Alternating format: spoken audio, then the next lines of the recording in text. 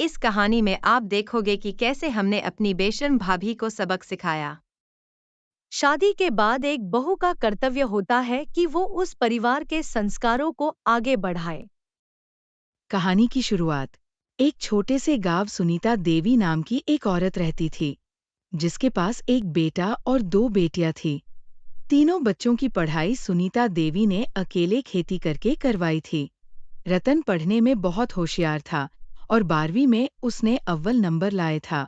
अब वो ग्रेजुएशन के साथ साथ पार्ट टाइम जॉब भी कर रहा था, जिससे कि माँ पर सारा बोझ न पड़े और कम से कम वो अपनी पढ़ाई का खर्चा निकाल सके। रतन की 2 बहनें थीं, एक का नाम प्रीति और दूसरे का नाम रिया था।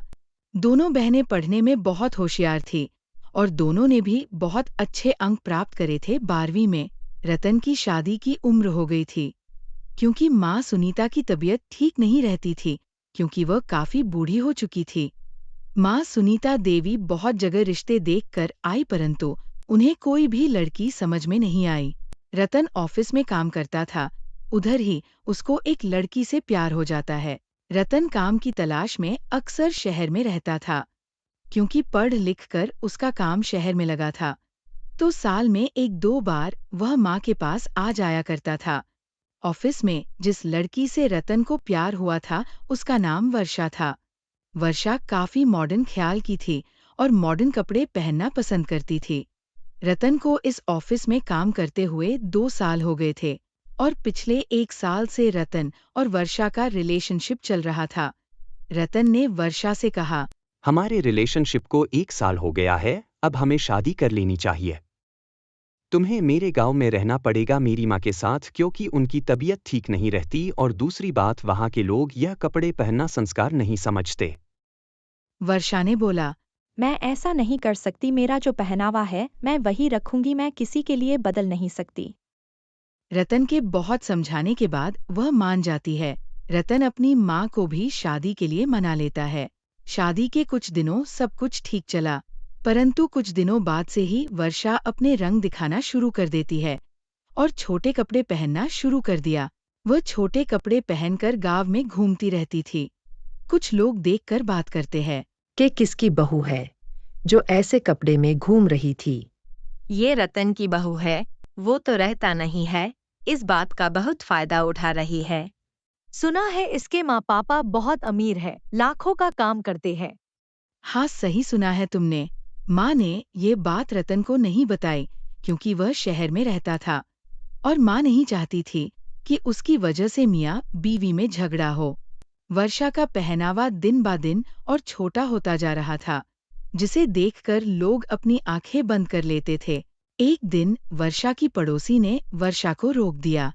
बेटा, यह कपड़े पहन के नहीं निकलने चाहिए, तुम पढ़े लिखे अच्छे संस्कार वाली है, तुम्हें यह सारी चीज शोभा नहीं देती।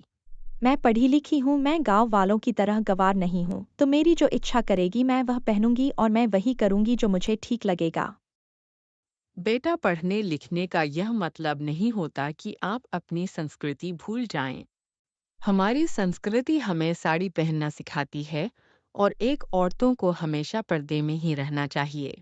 यह पुराने जमाने की बातें मैं नहीं मानती, मैं आराम से जीने और जीने दो में विश्वास करती हूँ। आपकी जो इच्छा है आप पहनो खाओ, और मेरी जो इच्छा है वह मैं पहनूंगी और खाऊंगी। ये सारी बातें सुनकर वर्षा की पड़ोसन चली गई, क्योंकि उन्हें समझ आ गया था कि इस लड़की को समझाकर कोई फायदा नहीं है। दोनों नंद भाभी को बड़े दिन से देख रहे थे, पर कुछ बोल नहीं रही थी, क्योंकि दोनों बहन छोटी है।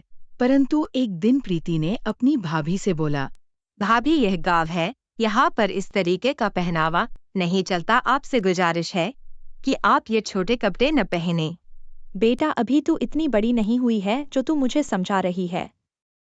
अभी तो तुम बहुत छोटी है, और माँ जी मुझे कुछ नहीं बोलती तो तुम बोलने वाली कौन होती हो। ये सब सुनकर दोनों बहनें रोती हुई चली गई। शादी के बाद से रतन महीने में 1 बार गांव आया करता था, जो कि दूसरा शनिवार हुआ करता था। वह 2 दिन की छुट्टी बिताकर जाता था। उसे दिखाने के लिए वो गांव के लोगों की तरह कपड़े पहन लेती थी। दोनों बहनों ने सोचा, भाभी को अब सबक सिखाना बहुत जरूरी हो गया है। दोनों बहनों ने कुछ दिन बाद भाई को कॉल करके बोला, जिससे कि भाई आकर भाभी को रंगे हाथों पकड़ सके। भाई भाभी की तबीयत बहुत खराब है, आप छुट्टी लेकर आ जाओ। क्या हुआ है वर्षा को? वर्षा भाभी बीमार है कुछ दिनों से। ठीक है, मैं बॉस से बात करके छुट्टी लेता हूँ और साथ में वर्षा की माँ को भी बता देता हूँ। रतन वर्षा की माँ को कॉल करता है और बताता है, मां जी, वर्षा की तबीयत खराब है, आपको मेरे साथ गांव जाना पड़ेगा। ठीक है बेटा, मैं चलने के लिए तैयार हूँ। अगले दिन रतन और रतन की सासू माँ गाँव आते हैं। घर पर वर्षा को नहीं देखते। रतन अपनी माँ से पूछता है, माँ, वर्षा कहाँ है? कहीं दिख नहीं रही।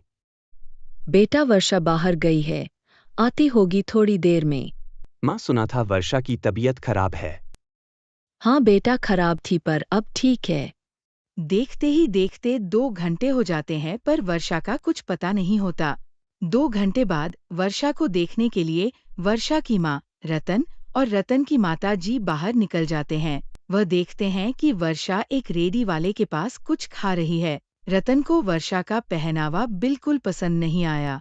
रतन पास गया और बोला, वर्षा, यह क्या कर रही हो तुम और यह क्या पहन रखा है तुमने?